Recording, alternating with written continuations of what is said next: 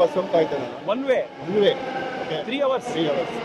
ಮುಂಚೆ ನಾನು ಐಸ್ನಲ್ಲಿ ಹೋದ್ರೆ ಆಲ್ಮೋಸ್ಟ್ 1.5 hour ಬೇಕು. 1.5 hour. ಬಸ್ಸಲ್ಲಿ ಹೋದ್ರೆ 1.5 hour. 1.5 hour. ಎಷ್ಟೊತ್ತಾಗೋದು? 2.5 hour ಆಗೋದು. ಎಷ್ಟು ಟೈಮ್ ಆಗೋದು? Almost 1.5 hours. ನಾವು 35 minutes.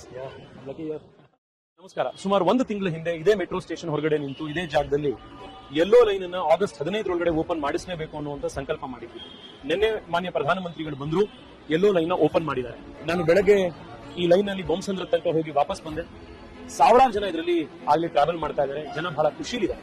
ತುಂಬಾ ದಿವಸದಿಂದ ಕಾದಿದ್ವಿ, ವರ್ಷಗಳಿಂದ ಕಾದಿದ್ವಿ, ಓಪನ್ ಆಯ್ತು. ನಾನು ಮಾತನಾಡಿಸಿರುವಂತಹ ಆವರೇಜ್ ಪ್ರತಿಯೊಬ್ಬರು ಕೂಡ, ಅದು ಬೊಮ್ಮಸಂದ್ರದಲ್ಲಿ ಒಂದು ಇಂಡಸ್ಟ್ರಿಯಲ್ ಟೌನ್ ನಲ್ಲಿ ಕೆಲಸ ಮಾಡ್ತಾ ಇರೋ ಒಬ್ಬ ಕಾರ್ಪೆಂಟರ್ ಇರ್ಬೋದು, ಇನ್ಫೋಸಿಸ್ ಅಲ್ಲಿ ಬಯೋಕಾನ್ ಅಲ್ಲಿ ಕೆಲಸ ಮಾಡ್ತಾ ಇರುವಂತಹ ಇಂಜಿನಿಯರ್ ಇರ್ಬೋದು, ಬೆಂಗಳೂರಿನ ಯಲಹಂಕದಿಂದ ಎಲೆಕ್ಟ್ರಾನಿಕ್ ಸಿಟಿಗೆ ಪ್ರತಿನಿತ್ಯ ಓಡಾಡ್ತಾ ಇರುವಂತಹ 3 ಗಂಟೆ ಓಡಾಡುವಂತ ಇರ್ಬೋದು, ಆವರೇಜ್ ದಿನಕ್ಕೆ 2 hours ಈ ರೂಟ್ ನಲ್ಲಿ ಟ್ರಾವೆಲ್ ಮಾಡ್ತಾ ಇದ್ದವರು ಇವಾಗ ಹೆಚ್ಚು ಕಡಿಮೆ 40 ನಿಮಿಷದಲ್ಲಿ ಆ ಟ್ರಾವೆಲ್ ನ ಮಾಡ್ತಾ ಇದ್ದಾರೆ.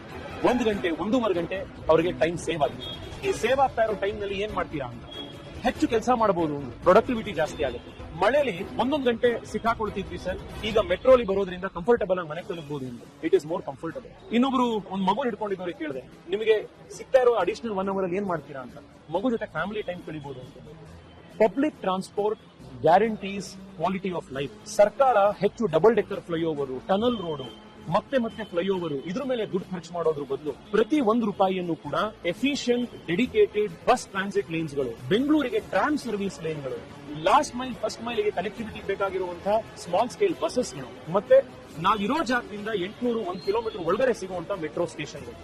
ಇದನ್ನ ನಾವೆಲ್ಲರೂ ಸೇರಿ ಮಾಡಬೇಕಾಗಿದೆ. ಇನ್ನು ರಾಜ್ಯ ಕೇಂದ್ರ ಅಂತ ಹೇಳಿ ಹೊಡೆದಾಡದಲ್ಲಿ ಮೆಟ್ರೋ ಎಷ್ಟು ಇಫೆಕ್ಟಿವ್ ಆಗಿ ಎಷ್ಟು ಬೇಗ ಕಂಪ್ಲೀಟ್ ಆಗುತ್ತೆ ಅನ್ನೋದ್ರ ಕಡೆಗೆ ನಾವೆಲ್ಲರೂ ಸೇರಿ ಕೆಲಸ ಮಾಡಬೇಕಾಗಿದೆ. The cost escalations because of metro delays ಅದು ಆಲ್ಮೋಸ್ಟ್ 100%. 2004ರಲ್ಲಿ phase 1 it was around 6,000 crore. ಅದು ಕಂಪ್ಲೀಟ್ ಆಗುವಷ್ಟೊತ್ತಿಗೆ 14,000 ಕೋಟಿ ಆಗಿದೆ.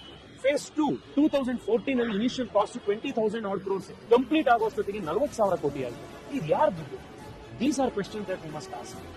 ನಮ್ಮ ಎದುರುಗಡೆ ಯೆಲ್ಲೋ ಲೈನ್ ಕಂಪ್ಲೀಟ್ ಆಗಿದೆ ಅನ್ನೋ ಖುಷಿ ಇದೆ, ಪಿಂಕ್ ಲೈನ್ ತಿರ್ಗಾ ಡಿಲೇ ಆಗಿದೆ ಅನ್ನೋ ಬೇಜಾರಿದೆ. ಫೇರ್ ಫಿಕ್ಸೇಷನ್ ಕಮಿಟಿ ರಿಪೋರ್ಟ್ ಹೊರಗಡೆ ಹಾಕಿಲ್ಲ ಅನ್ನೋದು ಇನ್ನೂ ಕೂಡ ಆಗ್ರಹ ಹಾಗೆ ಇದೆ. ಫೇರ್ ಅನ್ನು ಕಡಿಮೆ ಮಾಡಿಸಬೇಕು, ಮೋರ್ ಅಫೋರ್ಡಬಲ್ ಆಗಿ ಮೆಟ್ರೋ ಮಾಡಿಸಬೇಕು ಅನ್ನೋ ಫೈಟ್ ಕಂಟಿನ್ಯೂ ಇದೆ. ಇನ್ನು ನಮ್ಮ ಸಬರ್ಬನ್ ರೈಲು ಅದು ಮೆಟ್ರೋಗಿಂತ ಕಾಸ್ಟ್ ಎಫೆಕ್ಟಿವ್, ಆದ್ರೆ ಅದು ಡಿಲೇ ಆಗ್ತದೆ. ಅದನ್ನ ಕೂಡ ಅಡ್ರೆಸ್ ಮಾಡಬೇಕಾಗಿರುವಂತಹ ಚಾಲೆಂಜ್. ಏರ್ಪೋರ್ಟ್ ಗೆ ಅದು ಡೆಡ್ ಲೈನ್ ಗೆ ಕೆಲಸ ಮುಗಿಸಬೇಕು ಅನ್ನುವಂತ ಒತ್ತಡ ಹಾಕಬೇಕಾಗಿದೆ.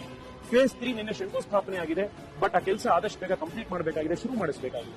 ಆ 44 ಕಿಲೋಮೀಟರ್ಸ್ ಲೂಪ್ ಕಂಪ್ಲೀಟ್ ಆದ್ರೆ ಒಂದು ಕಂಪ್ಲೀಟ್ ಮೆಟ್ರೋ ಸರ್ಕ್ಯುಲರ್ ರಿಂಗ್ ಬೆಂಗಳೂರಿಗೆ ಕಂಪ್ಲೀಟ್ ಆಗುತ್ತೆ.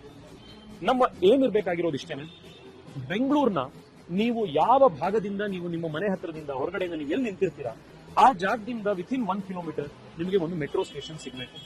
That is when travel in Bengaluru will be comfortable, efficient and most importantly ಸಾಮಾನ್ಯ ಜನರ ಕ್ವಾಲಿಟಿ ಆಫ್ ಲೈಫ್ ಇಂಪ್ರೂವ್ ಆಗುತ್ತೆ. ಈ ಪಬ್ಲಿಕ್ ಟ್ರಾನ್ಸ್ಪೋರ್ಟ್ಗೆ ಹೋರಾಟ, ಪಬ್ಲಿಕ್ ಟ್ರಾನ್ಸ್ಪೋರ್ಟ್ಗೆ ಸರ್ಕಾರದ ಜೊತೆಗೆ ಜನಪ್ರತಿನಿಧಿಗಳ ಜೊತೆಗೆ ಒತ್ತಡ, ಒಂದು ಮೂವ್ಮೆಂಟ್ ಹೀಗೆ ಕಂಟಿನ್ಯೂ ಆಗಿ ಎಲ್ಲ ಬೆಂಗಳೂರಿಗರಿಗೆ ಮತ್ತೊಂದ್ಸತಿ ಕಂಗ್ರಾಚ್ಯುಲೇಷನ್ಸ್.